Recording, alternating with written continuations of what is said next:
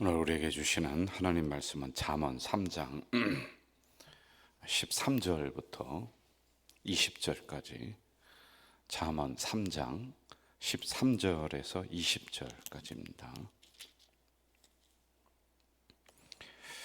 우리 한 목소리로 읽도록 하겠습니다. 13절부터 20절입니다.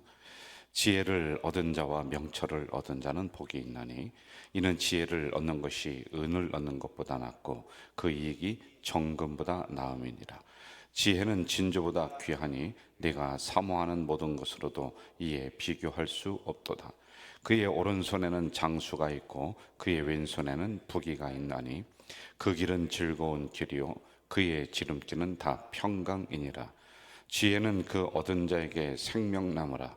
지혜를 가진 자는 복되도다. 여호와께서는 지혜로 땅에 터를 놓으셨으며 명철로 하늘을 견고히 세우셨고 그의 지식으로 깊은 바다를 갈라지게 하셨으며 공중에서 이슬이 내리게 하셨느니라. 아멘. 오늘 새벽에 우리가 묵상하는 말씀을 이제 세 가지로다가 구분을 하면은, 첫 번째, 지혜는 이렇게 소중한 것이다. 그래, 지혜의 가치, 이렇게 우리가 하나 제목을 좀 잡으면 되겠어요. 여기 본문에 나오는 말씀을 보면 이 지혜를 은보다도 귀하고 금보다도 귀하고 그 어떤 것보다 이제 비교 대상이 안 된다. 이 정도로 지혜라고 하는 것이 세상의 모든 것 중에 가장 값어치 있는 거다라고 하는 게 첫 번째이고요. 그리고 두 번째는 이런 지혜를 추구하고 지혜를 내 마음속에 가진 사람들은 복을 받는다는 거예요. 이게 본문에 기록이 되는데 이런 부분들을 이제 간단하게 우리가 좀 살필 거예요. 그리고 세 번째는 지혜를 통해서 은혜를 받고 은총을 받을 수가 있다라고 하는 세 가지의 이렇게 구분이 되어져 있습니다. 먼저 13절을 한번 보실까요? 13절 같이 읽읍시다. 지혜를 얻는 자와 명철을 얻는 자는 복이 있나니. 사람들에게는 외적으로 다른 사람에게 잘 보이고 싶어 하는 게 있어요.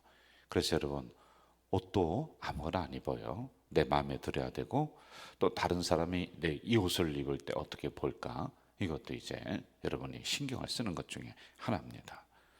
화장을 하는데도 집에 있으면서 화장을 하는 분들도 있어요. 그런데 이 화장이 기본적으로 왜 하느냐, 이런 심리적인 부분을 심리학자가 이제 파헤쳐서 들어갔는데, 다른 사람에게 잘 보이고 싶어하는 그 욕구가 우리에게 있다는 거예요. 그래서 여러 가지 이제 화장을 가지고 나를 드러내기도 이렇게 합니다. 이런 욕구는 잘못된 욕구는 아니에요. 인간의 기본적인 욕구란 말입니다. 심리학에서 또 이렇게 얘기를 합니다. 반대로 나타나는 경우가 있다. 그러니까 적절하면 좋겠다라고 하는 건데, 막 너무 화장을 많이 하고 너무 옷을 화려하게 입고 또 그런데 과소비를 한다. 그러면은 반대로 보라는 거예요.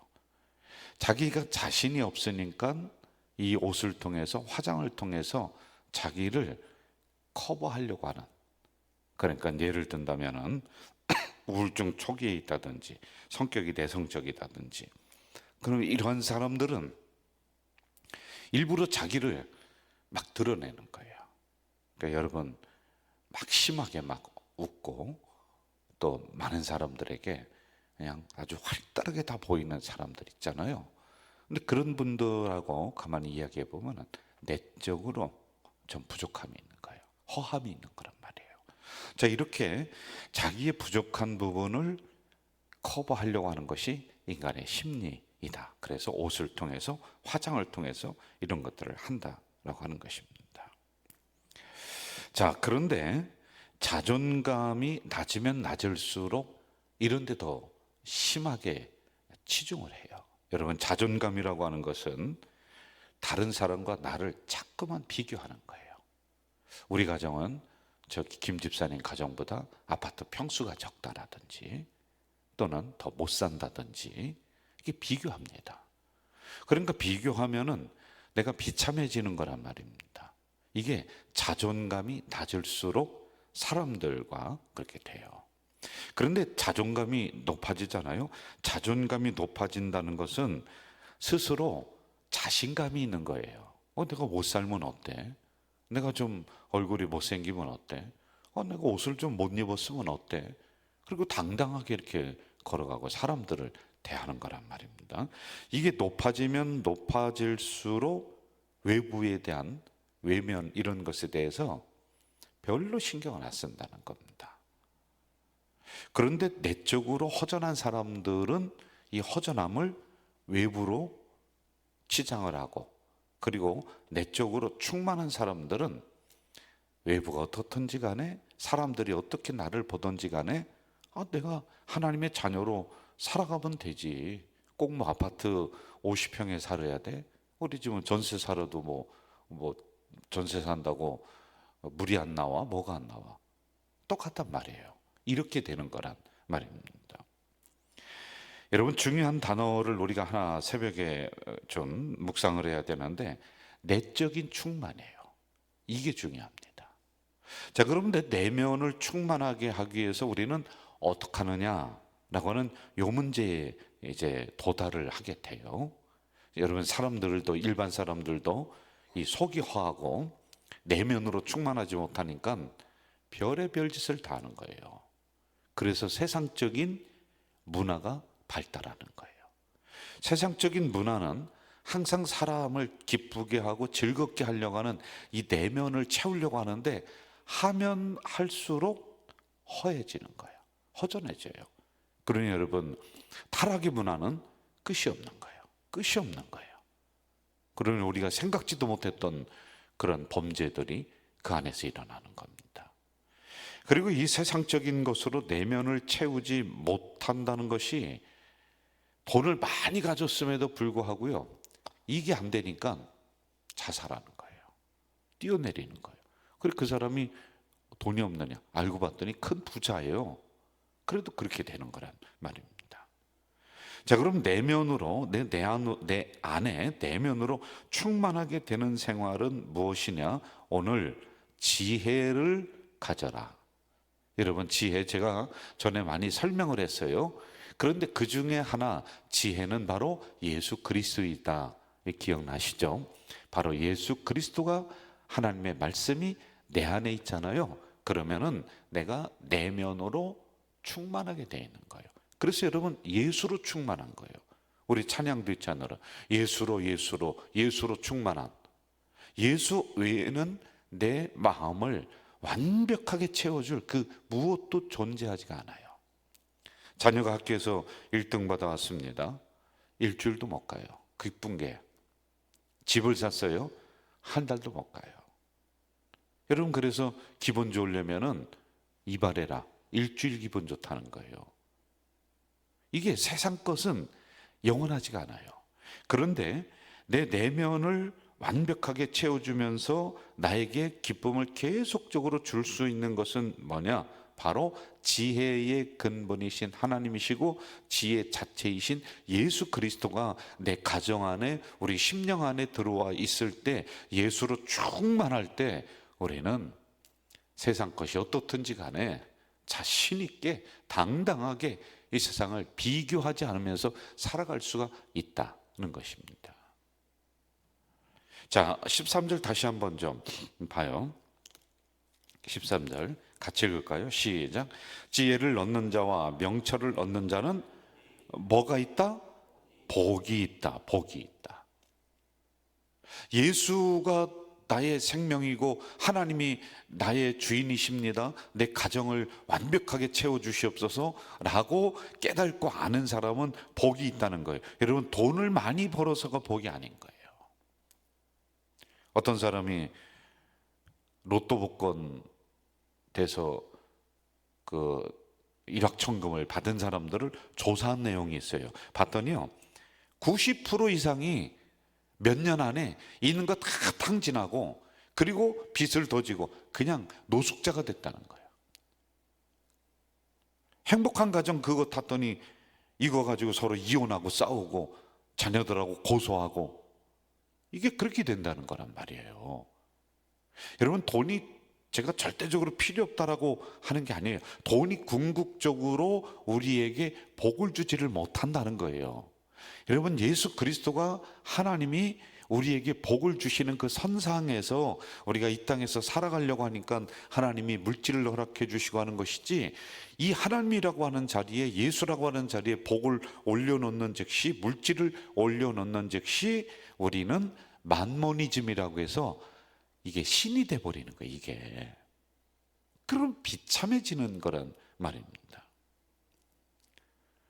마태복음 13장에 보면은 이 복을, 보화를, 땅의 것을 내가 차지하는, 내 것으로 만드는 그 과정이 나옵니다.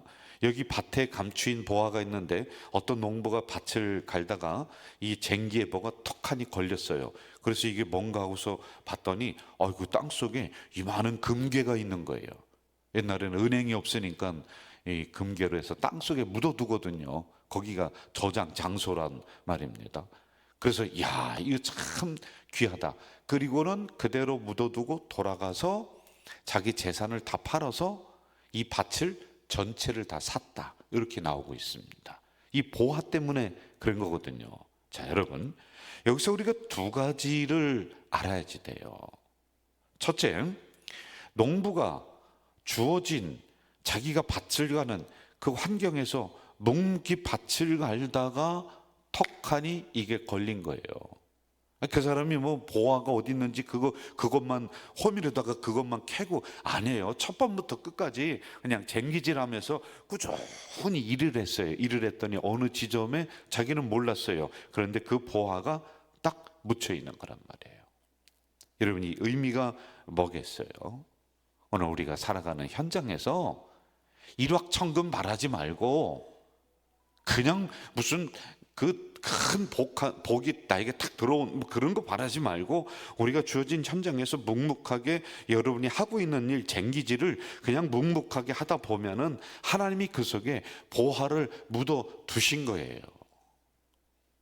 그런데 우리는 이걸 안 하고 대박을 바라는 거예요. 일확천금을 바라는 거예요. 어떻게 그렇게 해서 언제 돈을 버느냐는 거예요. 여러분, 그 심리를 노려서 어떻게 해요? 자꾸 사기꾼들이 횡행하잖아요. 이건 사기꾼들이에요. 그냥 밭을 가는 거예요. 그러다 보니 그 안에 보화가 있는 거란 말입니다. 자, 그리고 두 번째요. 돌아가서 자기 소유를 다 팔았어요. 왜 소유를 다 팔았을까요? 여기 밭 안에 뭐가 묻혀 있었어요? 보화, 보물단지가 묻혀 있어요. 그럼 상식적으로 한번 생각을 해보세요. 이 보물단지와 내 가지고 있는 재산과 어떤 게 더 많아요? 이게 더 많으니까 재산을 파는 거지. 여러분, 이거 재산 팔아도 여기에 있는 보화를 내가 가진다면 내가 판 재산의 수십 배, 수백 배가 더 큰 가치가 이 안에 있는 거예요. 그래서 다 팔아서 뭐를 샀느냐? 밭을 샀어요. 밭 전체를 샀다고 그랬어요. 여러분, 자, 여러분 다시 생각을 한번 해봐요. 새벽에 그 보물단지가 묻혀 있는 거는요, 땅 두세 평 정도예요. 이 정도 될 것 같아요. 거기에 보물단지가 이렇게 묻혀 있어요. 그러면 우리가 생각할 때 뭘 재산을 다 팔아? 그냥 집에 있는 거 그거 뭐 몇 개 정도 팔아서 한 두세 평 요거만 딱 사서 그것만 싹 해내서 내 것으로 가지면 되겠지, 이게 생각할 수 있는 거예요. 그런데 여러분, 이거는 굉장히 낮은 생각이에요. 아주 편협된 사고란 말입니다. 자, 밭 전체를 샀다는 것에는 오늘 우리들에게 주어진 일을 우리는 선택하며 나갑니다마는 주어진 일 속에 내가 요것만 하면 돈을 벌겠다, 저것만 하면 돈을 벌겠다, 그럴 수가 없다는 거예요. 그냥 나에게 주어진 그 일을 전체를 충성스럽게 내가 다 하는 거란 말이에요.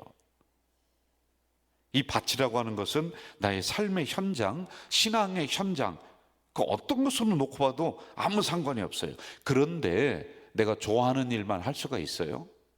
생각해 봅시다. 내가 좋아하는 것만 할 수 있느냐고.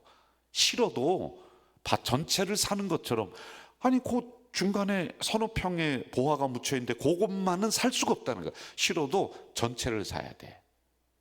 예를 한번 들어봅시다. 성경을 읽어요. 우리가 왜 창세기부터 성경을 읽어요? 여러분, 요한복음 3장 16절 요거 한 절만 읽어도, 이 한 절만 있어도 우리 구원받습니다. 요거 하나만 내가 딱 가지면 되잖아요. 그런데 왜 시편을 읽고, 왜 잠언을 읽고, 왜 요한계시록을 읽고, 왜 그러나는 거예요, 여러분.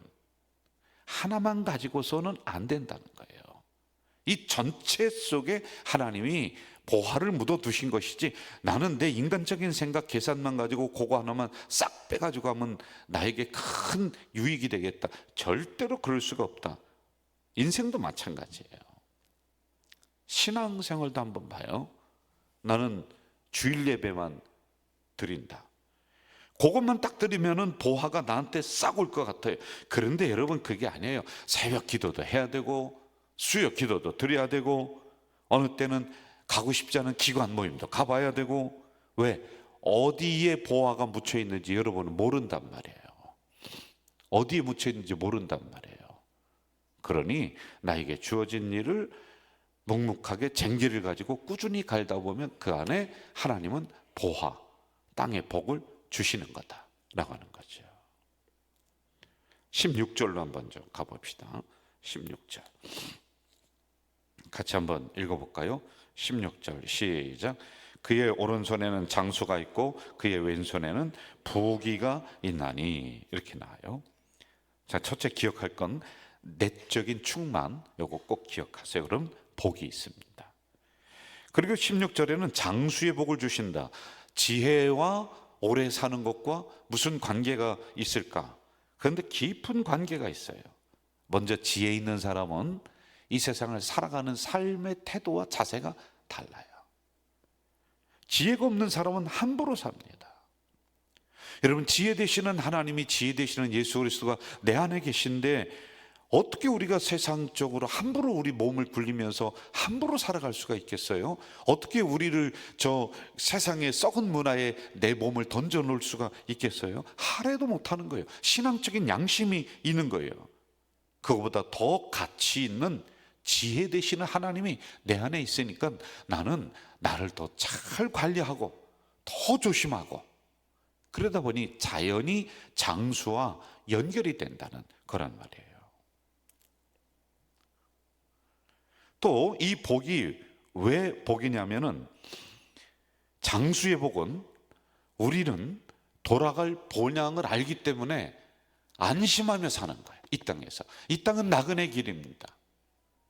그래서 우리 주님이 손잡고 이 땅을 늘 동행하시다가 마지막 때 되면 우리의 손을 놓고 우리를 다시 고향으로 돌려보낸다라고 하는 걸 우리는 알기 때문에 이 땅에서 평안하게 장수의 복을 누리면서 살아갈 수가 있는 거란 말이에요. 그리고 또 하나, 우리가 장수의 복을 누릴 수 있는 것은 우리는 물질에 집착하지 않는 삶을 살 수가 있기 때문에 그런 거예요. 왜? 물질보다 만 배나 더 크신 지혜 되시는 하나님이 내 안에 계시고 지혜 되시는 예수님이 내 안에 계시니까, 그래서 예수 하나로 만족하며 살아가는 믿음이 되니까 물질 때문에 너무 마음 상하지 않고, 그럴 때 주님 앞에 나의 물질 없음을, 나의 연약함을 내어놓고 고백할 수 있으니까, 그러니까 우리는 맡기면서 편안하게 장수하며 살아갈 수 있는 이 복이 있다는 거예요. 그러나 기억하세요. 지혜를 잃어버리면, 예수를 잃어버리면, 지혜의 근본되는 하나님을 잃어버리면 우리는 비교하고 닥달하고 더 가지려고 아웅바둥하고 욕심내고, 그러면서 우리는 이 땅에서 불안해하면서 살아갈 수밖에 없는 존재들이란 말입니다. 이 새벽에 정리하겠습니다. 지혜 되시는 그 하나님이, 예수 그리스도가 여러분 안에 충만하시길 주의 이름으로 축원합니다. 그러면 내 안에 내면적인 충만함이 일어나요. 풍성함이 일어나요. 그 누구와 비교하지 않습니다. 그냥 나는 나로 감사함으로 존재하는 거예요. 이런 심령에게는 하나님이 땅의 복, 장수의 복을 주세요. 물질도 누리는 복을 주세요. 그냥 불안하면서 오래 사는 것이 아니라 평강을 누리면서 하나님이 오래 이 땅에 살아갈 수 있는 은혜를 주세요. 저는 이 말씀이 오늘 우리 공동체, 우리 성도들의 말씀이 되시기를 주의 이름으로 축원합니다. 사랑하시는 아버지 하나님, 이 새벽에 연약한 저희들을 깨우시고 불러주셨습니다. 감사합니다. 우리에게 주어진 일 묵묵히 쟁기질하다가 거기에 하나님이 묻어두신 보화, 보물단지가 있는데, 하나님 이렇게 우리의 삶 속에 충실한 존재들 되게 하시고, 그리고 내 소유보다도 몇십 배, 몇백 배, 몇천 배 더 큰 보화인 줄 믿사오니, 하나님 이것을 위해서 우리 삶이 하나님 앞에 정직하게, 또한 우리의 생활 태도가 늘 농부가 밭을 갈며 쟁기질하는 모습으로, 땀 흘리는 모습으로 살아가는 우리가 되도록 인도해 주시옵소서. 오늘도 주신 말씀 가지고 이 하루를 승리하며 살아가겠습니다. 하나님, 어디에 보화가 묻혀 있는지를 모르오니 나에게 다가오는 일들 정성을 다해서, 최선을 다해서 해내는 우리 가족 공동체 성도들이 다 되도록 역사해 주시옵소서. 예수님의 이름으로 기도하옵나이다. 아멘. 하늘에 계신 우리 아버지, 아버지의 이름을 거룩하게 하시며 아버지의 나라가 오게 하시며 아버지의 뜻이 하늘에서와 같이 땅에서도 이루어지게 하소서. 오늘 우리에게 일용할 양식을 주시고, 우리가 우리에게 잘못한 사람을 용서하여 준 것 같이 우리 죄를 용서하여 주시고, 우리를 시험에 빠지지 않게 하시고 악에서 구하소서. 나라와 권능과 영광이 영원히 아버지의 것입니다. 아멘. 여러분, 이 시간 통성으로 좀 기도하는데, 제가 어제 새벽에 기도 제목 드린 거 있습니다. 그거 가지고 한 번 더 기도합니다. 우리가 하나님 말씀 앞에 정신 차리지 않으면, 바르게 서지 않으면 우리 한국교회도, 우리 교회도 엉겅퀴만 남은 골로새 교회가 될 수가 있다. 이런 위기감을 가지고 저나 우리 성도들이나 올바르게 신앙생활해서 정말 엉겅퀴 되지 않고 기둥만 남은 교회 되지 않도록 우리가 정신 차려야 됩니다.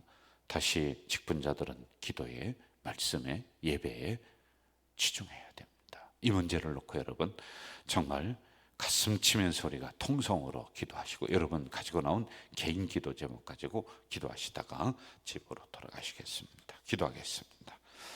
사랑하시는 아버지 하나님, 이 새벽에 연약한 저희들을 불러주시고 말씀을 허락해 주시오니 감사합니다.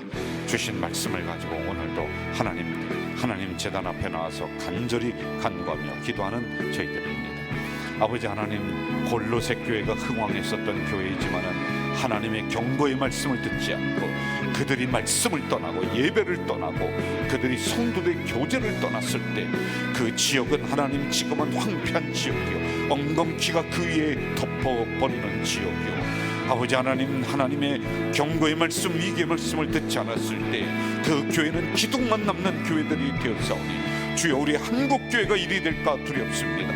우리 가자 제일 공동체가 이리 될까 두렵습니다. 아버지 하나님, 오늘 주시는 말씀을 우리가 경히 여기지 않도록 도와주시고 꾸지람을 싫어하지 않는 우리 성도들이 될 수 있도록 주님 도와주시옵소서. 아버지 하나님이여, 주의 종들도 하나님의 말씀을 이제 올바로 경책하며 그 말씀을 경고하는 말씀으로 바르게 전할 수 있도록 도와주시옵소서. 빵 얻어먹는 존재가 아니라, 사람 눈치 보는 존재가 아니라 하나님 눈치 보며 하나님 말씀을 들고 단호하게 하나님이 시대의 사도로서 말씀을 선포하는 우리가 되도록 역사해 주시옵소서. 그래서 아버지 하나님, 이 땅에 엉겅퀴를 걷어나게 하시고 이 땅에 다시 한번 부흥이 오는 역사를 내려 주시옵소서. 오 주님, 우리 가족 공동체를 위해서도 기도합니다. 하나님이여, 하나님이여, 우리 교회에 말씀이 떠나고 예배가 떠나고 기도가 떠나고 찬송이 떠날 때 우리 교회는 가시덤불 교회가 되고 엉겅퀴가 덮인 교회가 되는 줄 나오니, 하나님 일이 되기 전에 먼저 직분자들이 기도에 앞장서고 예배 앞장서고 말씀에 앞장서는 우리 귀한 은혜를 내려 주시옵소서. 깨달음을 내려 주시옵소서. 두 손 번쩍 들고 정신 차려 회개하며 기도하는 우리 공동체의 직분자들, 우리 성도들, 장로님들, 안수집사님들, 권사님들이 되도록 주님 도와주시옵소서. 주여, 수많은 심령들이 새벽을 깨우게 하시옵소서. 새벽에 주의 제단에 십자가를 붙잡고 간구하는 심령들이 넘쳐날 수 있도록, 그래서 하나님이여, 다시 한번 우리 한국교회가, 아니 우리 가자될 교회가 부흥의 역사를 쓰는 교회가 되도록 주님 도와주시옵소서.